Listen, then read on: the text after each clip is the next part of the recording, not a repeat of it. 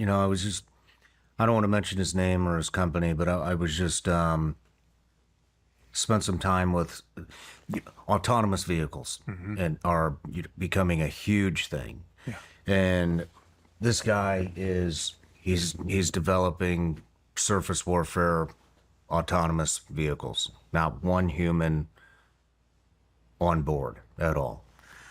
And he is, I mean, I think he's onto something, but he's having trouble switching people's mindset because they're so used to having to have humans on there, and it's not taking the, at first I was kind of against it because I was like, oh well, this is AI making all our decisions, and like, how does this end up? But through the guys that I've interviewed and the individual that I'm talking about, I mean, it's still going to come down to the human decision point where AI kind of displays, you know, here's the possible courses of action.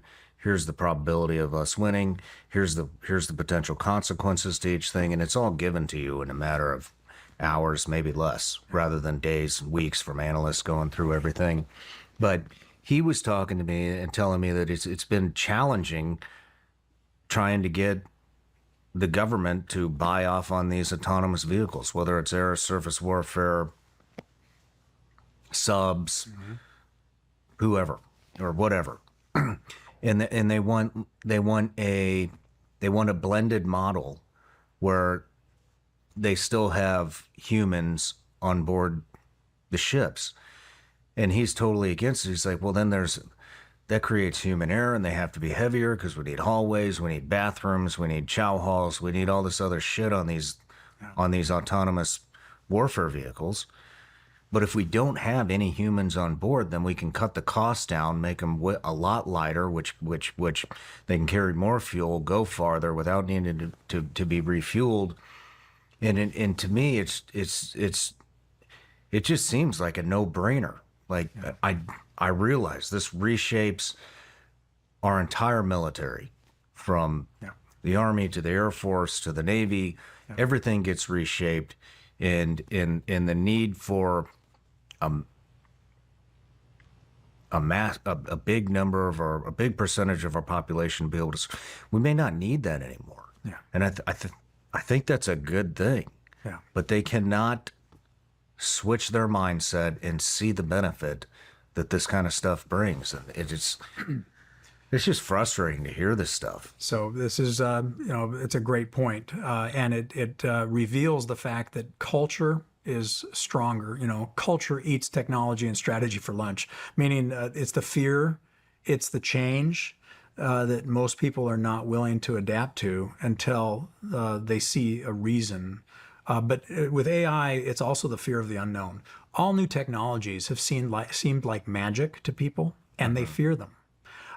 If we were sitting here in 1898, and you went to work on your horse, and you fueled, you lit your house with a candle, and you heated your home with a wood-burning stove, and I told you that in less than 100 years, there'd be 2 cars in every garage. An automobile hadn't really, it hadn't become mainstream. We'd be flying to places on the planet in hours, not months or years. And we'd have a man on the moon, and you'd have a computer in your pocket, and they'd say, "What is a computer?" They would have thought that it was magic, or it was witchcraft, or worse. And the same is true in the human psyche. So these cultural journeys are hard, but there's always an element of truth in these fears, and the element of truth is that they are worried that AI will not be moral, and in some ways they're correct. Meaning, there are 2 things that any expert will tell you about AI, and that is, one, they can never foresee any time that it will be truly creative or visionary. That these are things unique that God has given to the human brain that is the most super computer ever built. And that all AI it looks creative and it looks visionary because it's so damn fast and it can gobble up so much information so quickly.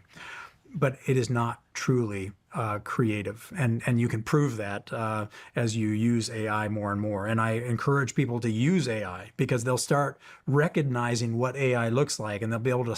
The human brain and the natural intuition and spidey senses we have as human beings is so far beyond the technology that you don't have to fear it, and the more we use it, the less we'll be afraid of it, and the less we will allow ourselves to trust it in places we shouldn't trust it.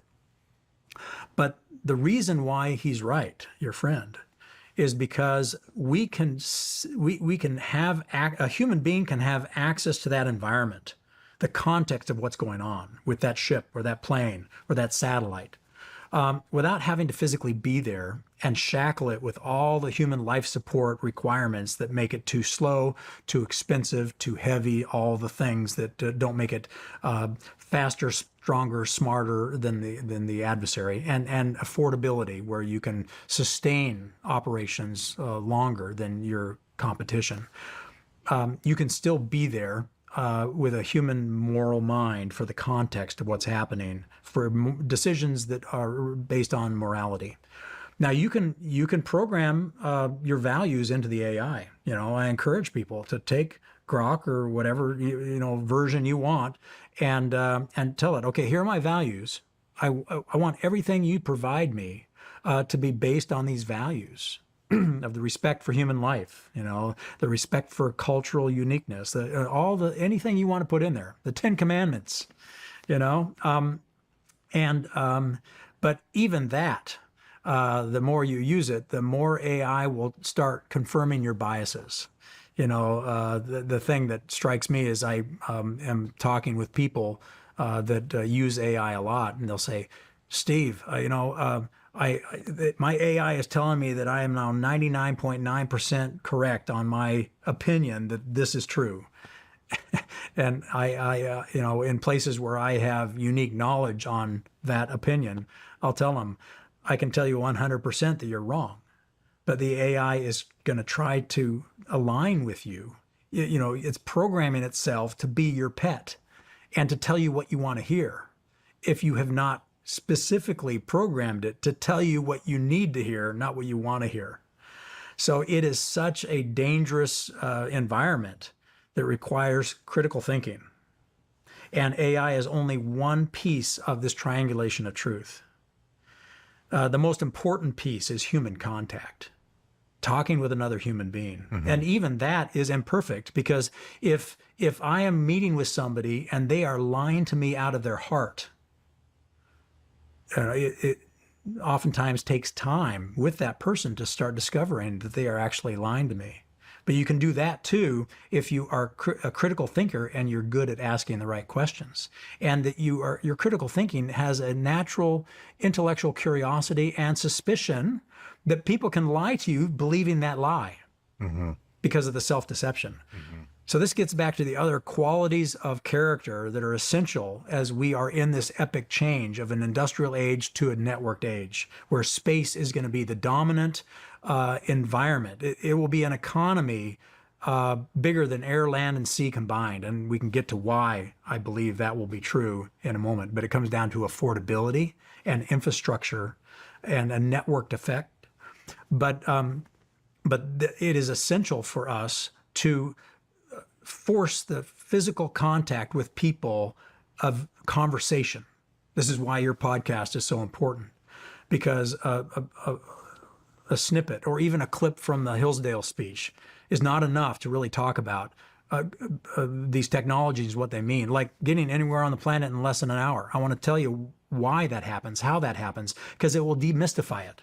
It's not teleporting. Can I like make a guess? Yeah. I want to guess. Yeah. I've thought about Yeah. I spent a lot of time thinking about this. And I want to go back to the AI thing. Yeah. But actually, can we let's hold this until after the break. But Okay. I just interviewed Alexander Wang, Scale AI, started Scale AI. And I didn't understand a lot about AI before that interview.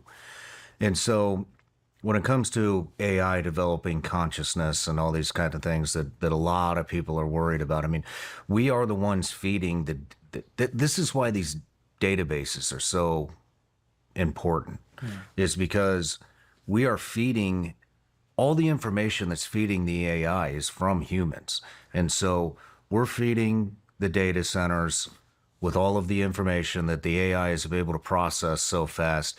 And basically it's speeding up our decision-making process.